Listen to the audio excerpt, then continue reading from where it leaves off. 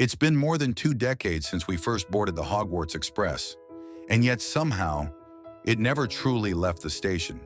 The world has changed. We've grown older. But whenever the opening notes of Hedwig's theme play, something inside us awakens, like the echo of a childhood dream we never stop believing in. So why, after all these years, does Harry Potter still feel magical? Why does it still pull us back, not as a story, but as a feeling? Let's find out. When the first movie began, we were ordinary. And in the span of a few pages or a few minutes, the world opened. Owls delivering letters, a hidden train platform, a castle that existed somewhere beyond the reach of reason. The magic of Harry Potter wasn't about spells. It was about discovery. Every corridor, every classroom, every portrait felt alive.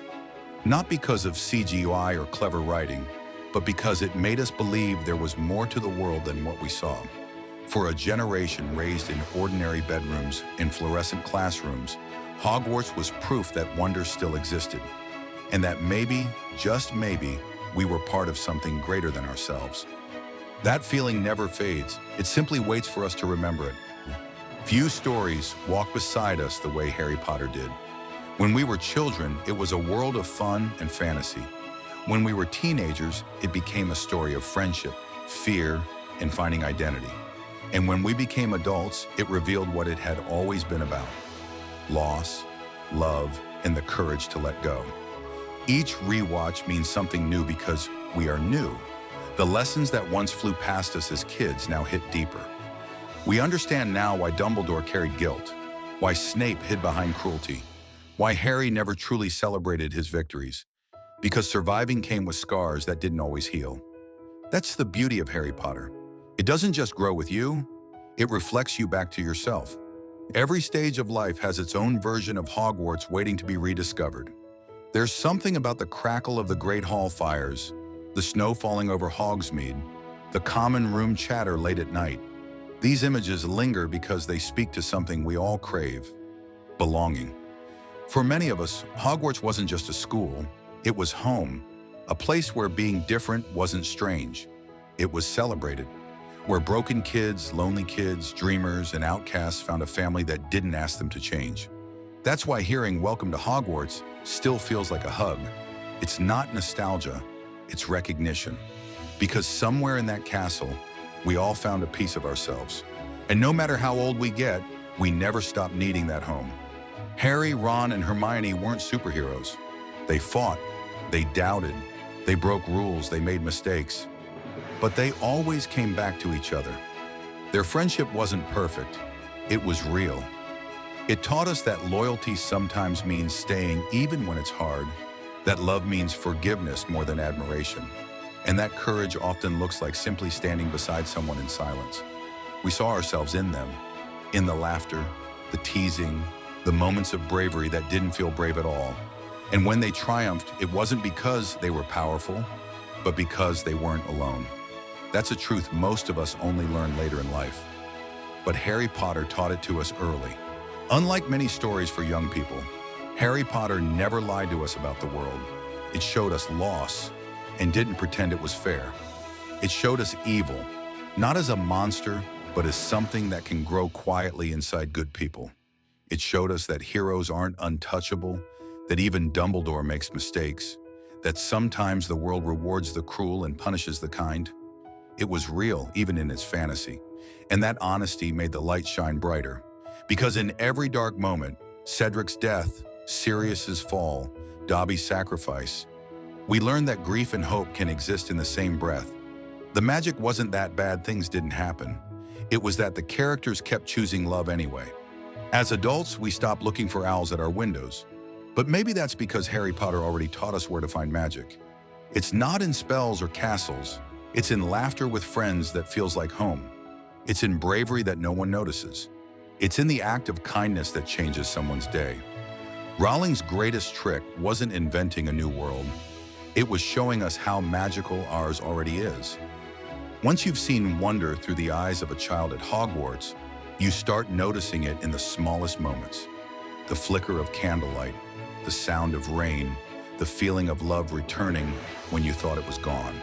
And that's how the story follows us, even when we think we've left it behind.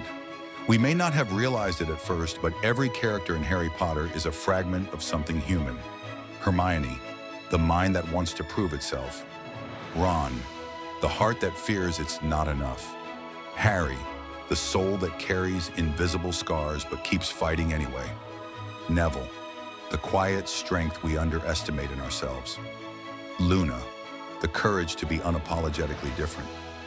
Snape, the pain of loving too late. And Dumbledore, the wisdom that comes from failure. That's why we can't let go of them, because they're not just characters. They're reflections. They live inside us. When we miss Hogwarts, we're really missing the versions of ourselves we discovered there. For many fans, Harry Potter arrived in moments of loneliness, confusion, or fear. It became a safe place, a reminder that no matter how dark life gets, there's always a reason to keep going. Harry was an orphan, sleeping in a cupboard, and yet he became the boy who lived. That's what made the story powerful. Not that he defeated Voldemort, but that he found light even in the absence of love. We all needed that message at some point, that pain doesn't define us, that broken beginnings don't decide the ending, that even when the world feels against us, we can still find our people and our purpose. The story didn't just give us escapism, it gave us endurance. Few stories unite people across generations, languages, and continents the way Harry Potter does. We all remember where we were when we first heard, "You're a wizard, Harry." We remember gasping at the Goblet of Fire, crying in the forest, cheering in the Great Hall. Those aren't just movie scenes. They're personal memories. The line between fiction and life blurred long ago. Because Harry Potter didn't just happen on screen, it happened to us. We grew up with it. We laughed, we grieved, we dreamed with it. And now every time we return, we find a little bit of who we used to be. It's not nostalgia, it's connection. The truth is, the magic of Harry Potter isn't a spell you can learn. It's a feeling that lives in the space between who you were and who you've become. It's the soft ache of remembering simpler times, the hope that good will triumph even when it seems impossible, the courage to keep believing in love, loyalty, and light, no matter how many times the world tries to take them away. And when you hear those familiar notes, see that lightning scar, or catch a glimpse of Hogwarts through the fog, it all comes rushing back. Not because we're escaping reality, but because Harry Potter helped us see the beauty in it. Maybe that's why the story never fades. Because Harry Potter isn't just something we watched or read. It's something that shaped the way we see the world. It taught us that love is the strongest kind of magic, that bravery isn't about being fearless. It's about doing what's right even when you are afraid. And that light can be found even in the darkest of times if one only remembers to turn on the light. So no matter how many years pass or how many times we revisit it, Hogwarts will always be there to welcome us home.